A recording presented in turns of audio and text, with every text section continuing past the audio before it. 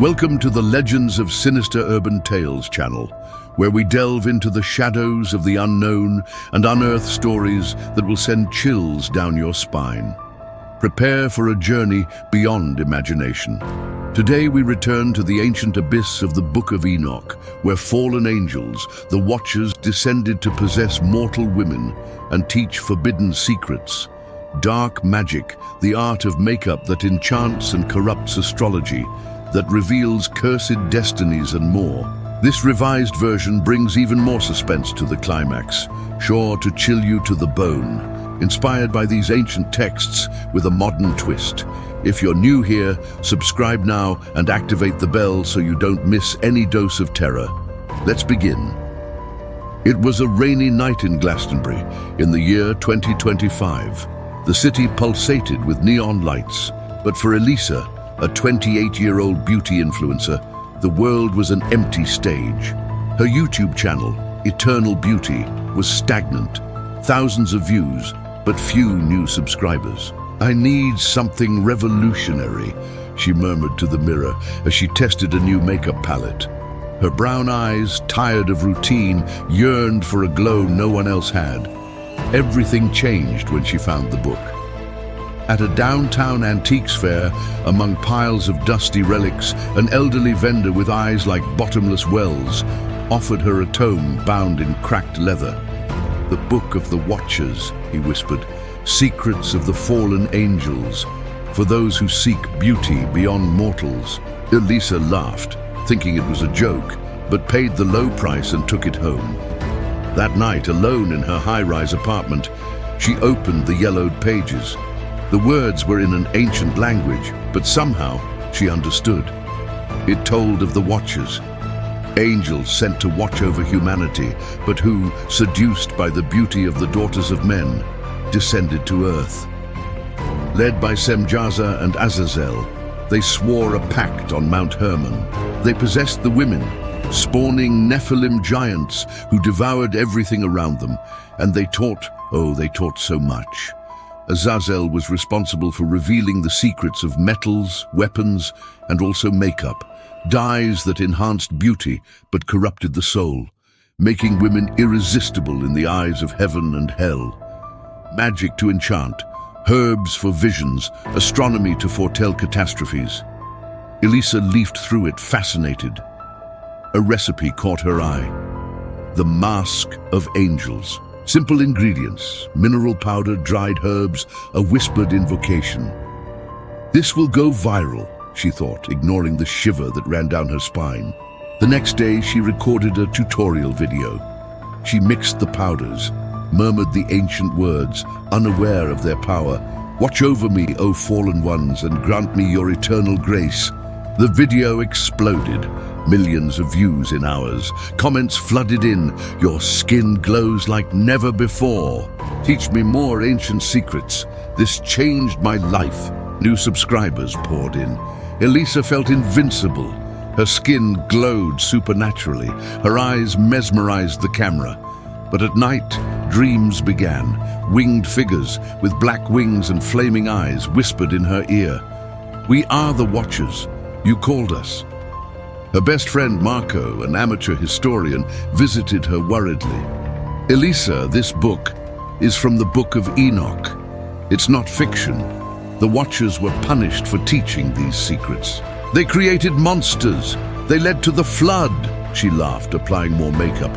"It's just marketing, Marco. Look at my channel growing." But Marco insisted, "They taught magic that corrupts. The women who learned it became something inhuman." The days became strange. Followers reported similar dreams, angels visiting them, promising eternal beauty in exchange for devotion.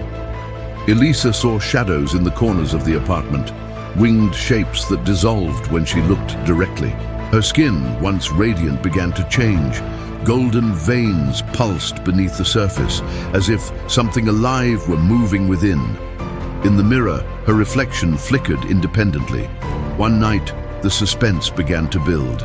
Elisa heard a low whisper, like wind filtering through cracks, but the apartment was sealed. The lights flickered faintly, and the air grew colder, thick with a metallic smell, like old blood. She approached the window, her heart racing, each beat echoing in her ears. Outside, on the 20th floor, something hovered in the darkness. Not a shadow, but a winged silhouette, motionless, watching. Its eyes glowed like distant embers, flickering in sync with the reflection in the glass. She backed away, tripping over a rug, the book falling open to the floor. The pages turned on their own, revealing illustrations that seemed to move, angels descending, women screaming in ecstasy and terror. The whispering grew to a murmur, voices overlapping in dead languages. Azazel, Semjaza, we watch. Elisa picked up her phone to call Marco, but the screen flashed with messages from followers. I saw them too. They're coming. Her pulse quickened. She felt a presence behind her, a cold breath on the back of her neck. Suddenly, there was a rhythmic knocking on the door, not loud but insistent, like nails scratching wood. Marco, she called, her voice trembling. She opened it a crack, but the hallway was empty except for a black feather floating in the air, slowly falling. She closed the door, locking it, but the knocking started again, this time at the window. She turned slowly, time seeming to stretch, each second a torment. The figure outside approached, wings unfolding like veils of darkness, revealing a changing face. Beautiful as a god, then grotesque with twisted horns. I am Azazel, the voice thundered in her mind, echoing like a chorus of lost souls.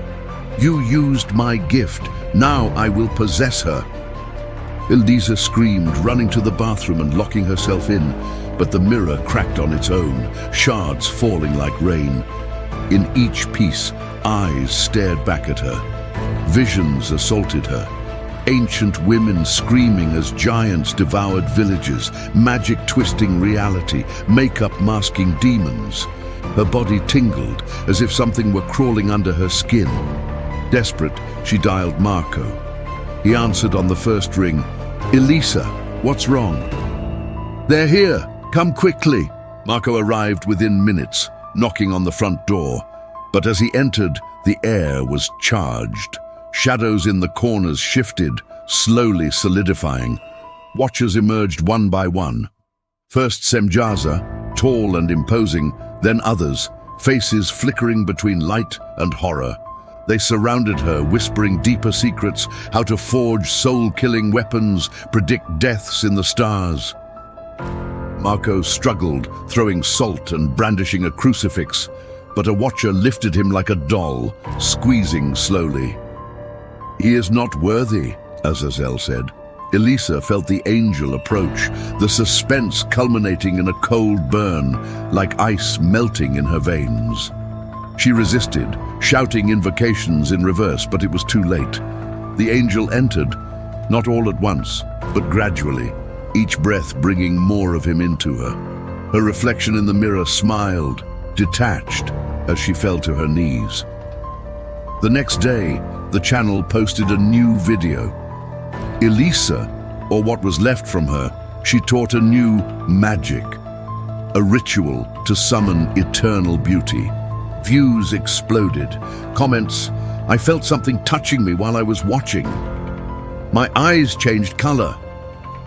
But behind the scenes, the bodies of followers disappeared, devoured by gigantic shadows that lurked in the cities. Marco, wounded and in hiding, tried to warn. He posted in the comments but was banned. He knows the truth. The Watchers have returned, using digital means to possess souls. And Elisa, she is the new queen, eternal, but trapped in a body that is no longer hers, whispering secrets to anyone who dares to listen. End of story, friends. Inspired by the Book of Enoch, where the Watchers truly taught these forbidden secrets.